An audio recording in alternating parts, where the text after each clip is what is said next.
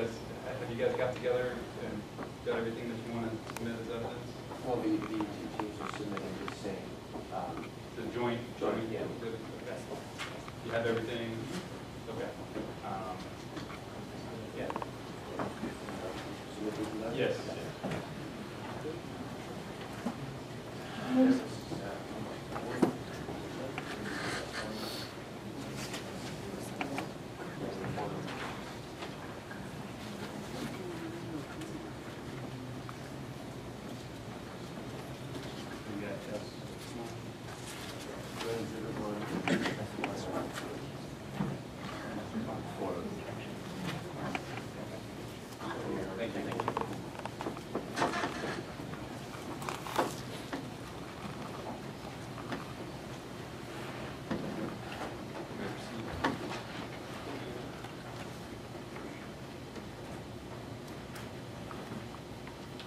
What motivates theft? What about terrorism? What could cause a seemingly mild-mannered boy to suddenly go against his or her nature and commit such heinous crimes as burglary and theft, solely for the purpose of debasing a man because of his nationality? Ladies and gentlemen of the jury, the operative word here is fear. Fear for one's country, fear for one's way of life, fear for oneself. It was fear that plagued the defendant, Pat Hopper, from every angle. And as the prosecution will prove before the court today, it was fear that motivated him to break into the Wilson household and steal a number of valuable items, most notably the Devonian Star, a cherished item of national importance. Over the course of this trial, the prosecution will show how Hopper was influenced by Jackie Whistler, a well-known hate monger. The defendant was in touch with Whistler through her blog, the Anti-Devonian Farcebook page, and through two important telephone calls made before and after the break-in in question. The jury will see how a mind as open and impressionable as young Hopper's could have been swayed by one as eloquent and self-assured as Whistler. It is difficult to believe that such a young man could be capable of these crimes, but that very disbelief is what makes it so imperative that the defendant be brought to justice. The prosecution will also present before the court the testimonial of expert witness Detective Sergeant Alex Wright. Wright, who specializes in national discrimination and prejudice, will be able to illuminate what exactly constitutes a hate crime and what motivates the average citizen to commit one. With his knowledgeable opinion, we can determine Hopper's mindset and highlight the reasons he had for breaking into the Wilsons' home and taking their property. Finally, we will question Sidney Wilson, spouse of Lauren Wilson, Hopper's math teacher. Wilson is co-proprietor of the home that was broken into and saw Hopper lurking there, making him the sole witness of the trespassing. We will discuss what Wilson saw to find out exactly what occurred. We will probe his Devonian origins and his daily life in America in hopes of showing the bigotry that prompted the defendant to break in and steal an item of such national importance. I'm sure everyone in the jury is familiar with terrorism in the sense of crimes inflicted upon us by our enemies for nationalistic reasons. But what of the reverse? Isn't a crime committed by an American against another person due to ethnic differences also an example of terrorism? Hopper did not understand the Wilsons, and they frightened him, causing him to lash out against them like a cornered cat. But they pose no threat. Everyone in this country, a U.S. citizen or not, has the right to live here without having to be afraid of being persecuted for their beliefs. And it is that ideal which the prosecution wishes to uphold today by voting the defendant, Pat Hopper, guilty. Thank you. Thank you, Your Honor.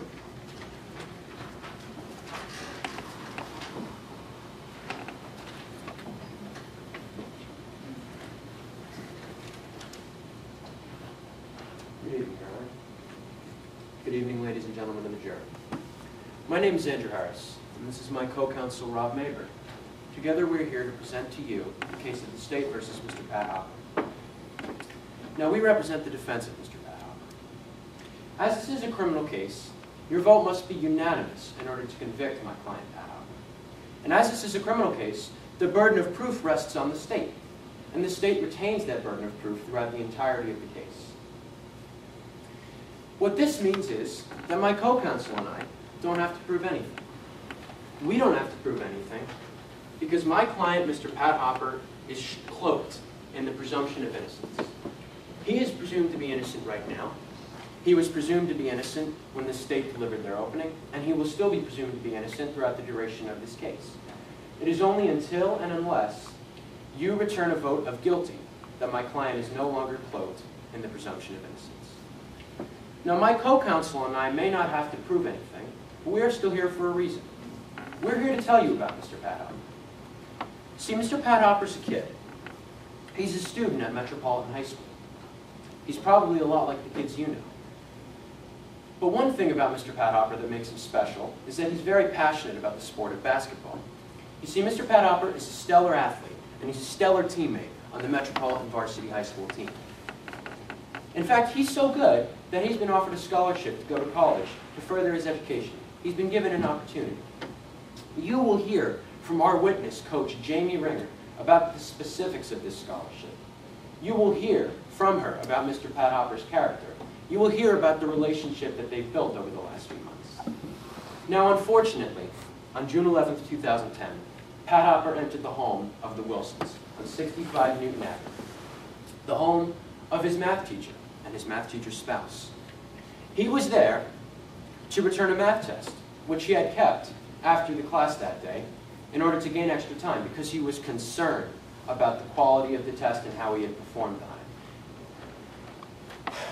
Unfortunately, as a result of this, my client, Mr. Pat Hopper, has been charged with not just criminal trespass, but burglary, theft, and even bias theft as a result of the Wilsons' national origin, Devonian. Now, you will hear from our witness, Officer Krischenko. He will tell you about how, when he arrived at the Wilsons' house at 65 Newton Avenue in response to the 911 call, how he investigated the house and found no evidence of forced entry. He will tell you about how, when he apprehended my client, Mr. Pat Hopper, how Mr. Pat Hopper came willingly and cooperated with him. And he will tell you about how no stolen items were reported at the scene of the investigation. And finally, you will hear from Mr. Pat Hopper. Now, you heard on the state's opening that Mrs. Wilson, or Mr. Wilson, is the only witness present of the trespass. However, I contest that, and I would like to put in that Mr. Pat Hopper is also a witness to this trespass, and he was there as well. And he will tell you exactly what happened. He will tell you why he was there. He will tell you what his motives were. He will tell you what his intent was. And ultimately, he will tell you that he is innocent of burglary, that he is innocent of theft, and that he is innocent of bias theft. Now, Pat Hopper could lose a lot today. He could lose his scholarship. He could lose the opportunity to go to college. And he could ultimately lose the opportunity to live out his passion, which is to play basketball at a higher level, at the college level. Just like Mr. Pat Hopper when he's out on the court, my co-counsel and I today will be playing to win. And we will be playing to win because we think that ultimately you will agree, given the facts of this case, that Mr. Pat Hopper is not guilty of these charges. At the conclusion of this case, my co-counsel, Robert Maber, will deliver a closing statement, and he will ask you to return a vote of not guilty. And I would like to thank you for your time and consideration in the deliberation of this trial. Thank you. Thank you once again, Your Honor.